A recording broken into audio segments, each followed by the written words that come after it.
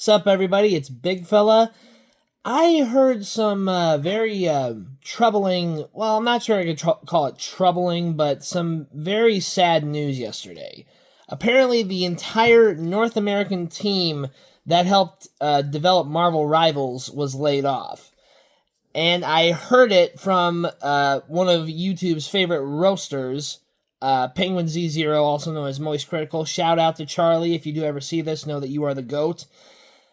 I was very disheartened to hear that because this game, Marvel Rivals, it is fantastic. I've been playing it like whenever I get the chance for the last, literally since it came out, which I believe was a couple months ago. I don't remember exactly when because I've been going through a lot of stuff lately.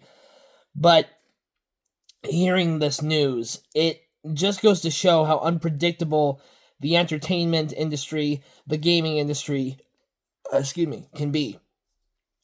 And it definitely, it puts into perspective that no matter what some people do, you could literally, a developer, someone, a game designer, a script writer, whoever, they could give you a peak idea. An idea that makes you buco bucks, is a banger with the gamers, the critics, or whoever, but then you end up without a job. And that is sad. That is very, very sad. Because I could tell that there was a lot of good work put into this game. It is fun. The level designs are amazing. The detail of destructible environments is fantastic. But it really does suck because this doesn't even Charlie pointed this out. This doesn't just apply to video games. It applies to everything in entertainment. For people in Hollywood, for actors, directors, screenwriters. That's why I always stand by the people who are going through the SAG-AFTRA strikes whenever they happen. Sure, we might not always get movies when we want them to, but we need to make sure that everyone who works on a project, whether it be from the director, the actors, to the screenwriters, to everyone in between, that they need to be compensated fairly because without them, the movie wouldn't be what it is. Or even for the video games wouldn't be what they are. But I do feel bad for the people who were involved. If I remember correctly, they were only I believe 6 of them, but still 6 people who were laid off who now have to look for work elsewhere. That's the other thing that sucks, is that the job market nowadays is so bad, you don't know when you're how you're going to be able to support yourself. And that's scary for me because I'm going to be entering the workforce soon. But if any of you have watched my TikTok or Instagram, I don't know if I have Instagram in my bio, but I'll have to put it there because I would like to be a voice actor someday. I'd like to be an actor someday. But hearing some things lately that can be piggybacked off of this.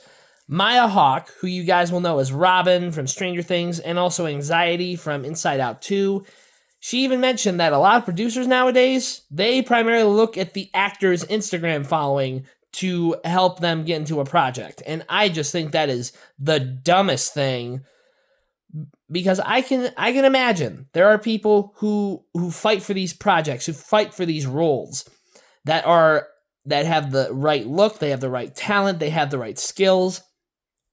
But no, the developers, the producers are like, oh no, we care more about your Instagram following. I'm like, okay. And then if that were true, so many influencers would be getting acting gigs nowadays.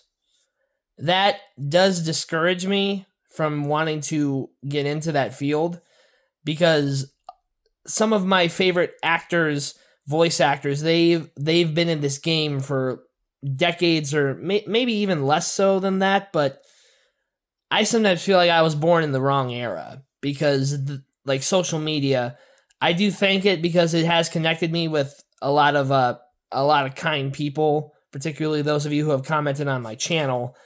But it also does kind of weigh on me because I do often see these people. They get to travel the world. They get to go on these nice vacations or these scams on Instagram where people say, oh, I was able to quit my accounting job because I did this hack. And I'm like, would you stop showing me this stuff? I'm trying to literally like think of how I could break out of that loop of being stuck in just work, work, work for the rest of my life. But I often do look at like these game developers, these producers, and I'm like, guys, it's not always about what how many people are following a certain person online. It's about their talent. It's about what they offer. But social media, I think, has made it even harder to get into this field, because I once heard someone say that this is actually from Marquis Brownlee, another YouTuber who I love. What is your dream job? What is your dream job? Because as much as like I would despise working in a 9 to 5, at least I think I do, because I hear so many people talking about being a corporate slave, being in a 9 to 5 sucks. I mean, I have heard some people say they enjoy that. They enjoy the routine. But that's not how I imagine my life. I'm a very creative person, which is how I'm trying to express myself to all of you guys. But it, still, I will have to support myself for the time being unless my YouTube channel kicks off.